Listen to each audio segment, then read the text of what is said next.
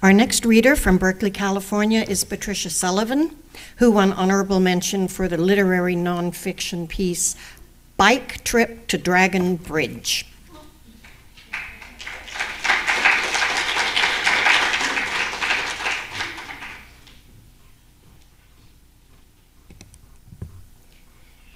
This excerpt takes place in China, outside the town of Yangshuo, near the city of Guilin.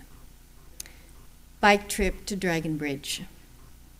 So there we were, my sister and I, on our rented bikes, following a trail map that was supposed to take us through several small villages along the river, ending at the 600-year-old Dragon Bridge.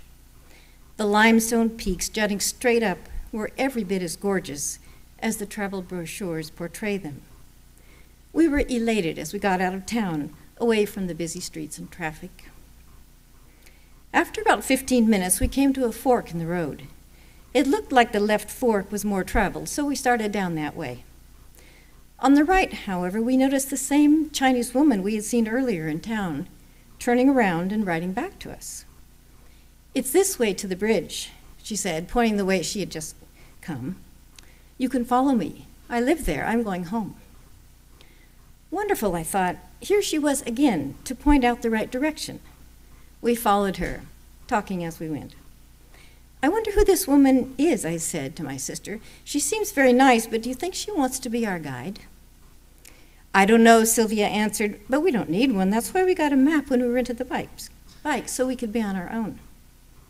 "Right," I said. "Well, we didn't ask her to guide us, so I guess it doesn't matter. After all, we just happened to be going down the same road." We rode along, took pictures, relishing the beauty. And then we were not too surprised to see our woman again. She had been standing by her bike just around the bend. "Now I'm getting worried," I said. "She thinks she's our guide. What if she wants money?" I had been in situations like this on other trips. You think someone is being nice and then later find out they expect money. And then there's an uncomfortable situation, or maybe an angry one, in which they demand to be paid. I didn't want that. We continued riding for several miles. Mei-Lin would disappear at times, and we would think maybe she was gone. And then we'd see her ahead of us. Soon we saw her turning off onto a small dirt road. We followed, pedaling over some bumpy ruts to get there. I wondered if we would have seen this turn to the dirt road by looking at our map. Or would our map even show it?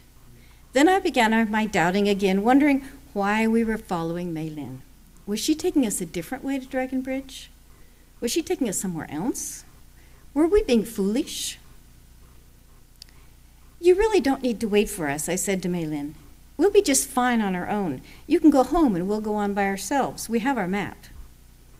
Mei-Lin smiled and nodded as she went ahead, but she didn't go very fast or very far away. Another hour passed before we reached Dragon Bridge. Mei-Lin led us right to it and to the bamboo rafts that lined the river.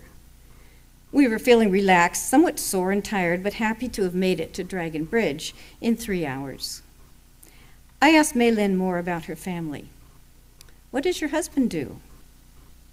"He's a guide on one of those bamboo rafts," she answered, pointing to the river. Oh yes, we had seen the rafts lined up on the river and men sitting around. The summer rush was over. River work must be pretty slow. I still wanted to know more about Mei-Lin and her family before we said goodbye. "What work do you do?" I asked. Mei-Lin looked at me. "I go to the town of Yangshuo and find people to ride on my husband's raft." Oh, it took a moment for it to sink in, and then Sylvia and I both burst out laughing. This wasn't the first time in my travels in which I had misunderstood what was happening, but this one hit me by surprise. For all our concern about keeping Mei-Lin from her work and her family, we realized that the whole day Mei-Lin had been gently, persistently, and somewhat shyly at work.